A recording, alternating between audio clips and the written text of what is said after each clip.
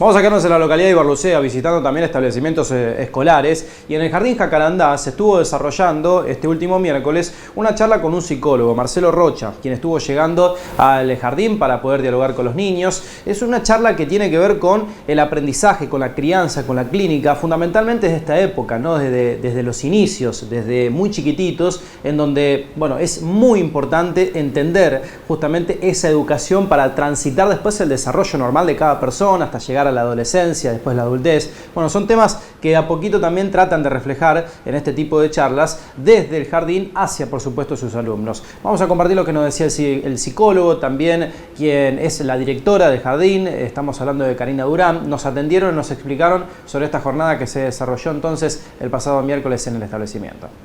Una charla que se originó desde la Asociación Cooperadora para poder seguir creando estos vínculos desde la institución con la docencia, las familias y todo lo que es la comunidad de Ibarlucea. Es un gusto tenerlo. Hoy en día por ahí puntualiza mucho lo que es el nivel inicial, es uno de los pilares en cuanto a educación hoy, y bueno, y tenerlo a él en presencia y esto de poder intercambiar y poder dialogar con él es interesante. Y yo feliz porque estoy en un jardín. Imagínate que acá pasan las cosas más importantes que tienen que ver con la vida humana, es decir, nos formamos gracias a las maestras jardineras que están ahí dando todos sus significantes primarios para que los niños puedan ir armándose.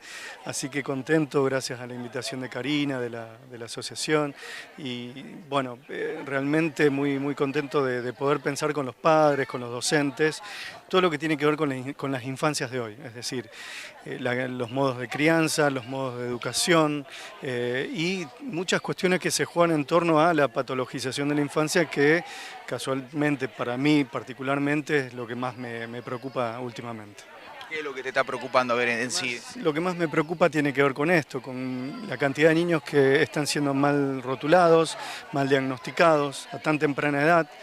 Niños que, bueno, muchos niños que están entrando ahora en el jardín, que han transitado la pandemia, han nacido en pandemia, y que son niños que van a venir con ciertas dificultades, pero eso no implica el hecho de tener que ponerles un rótulo tan rápidamente. Es decir, se trata de acompañar a las infancias, de comprenderlas, de que va a haber niños con problemáticas en el lenguaje o problemáticas corporales, porque son niños que no han podido jugar con pares, y tanto el lenguaje como la imagen del cuerpo se arma junto a otros, jugando.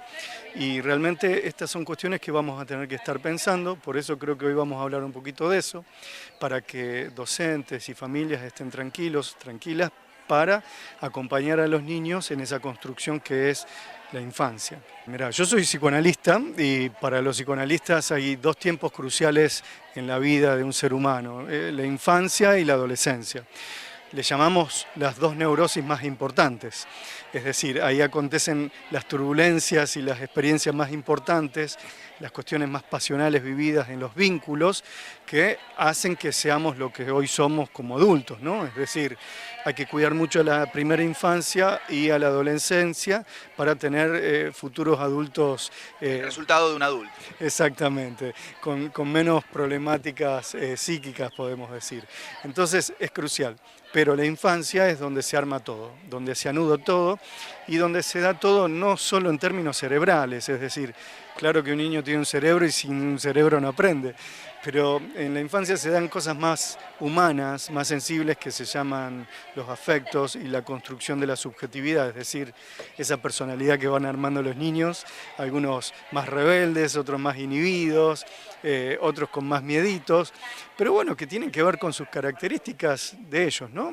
Y ahí de lo que se trata no es de mirarlos en sus características, sino de acompañarlos y de aceptarlos como son, para que ellos no sientan tener que cargar con un estigma que después los nomine o vaya fijando ciertos caminos en su vida, ¿no? Así que yo creo que por eso las maestras jardineras son fundamentales, tenemos que acompañar el trabajo que hacen en los jardines, toda la comunidad tiene que acompañar, las familias tienen que estar junto a las maestras también, y esto es importante para armar esa comunión tan necesaria entre familias y escuela, que van a construir una sociedad mucho más acorde, ¿no? Nos preocupan las violencias de hoy en día y creo que acá en los jardines es donde se arma todo esto que tiene que ver con el amor, es decir, el amor no es otra cosa que el respeto por el otro. Así que acá estamos.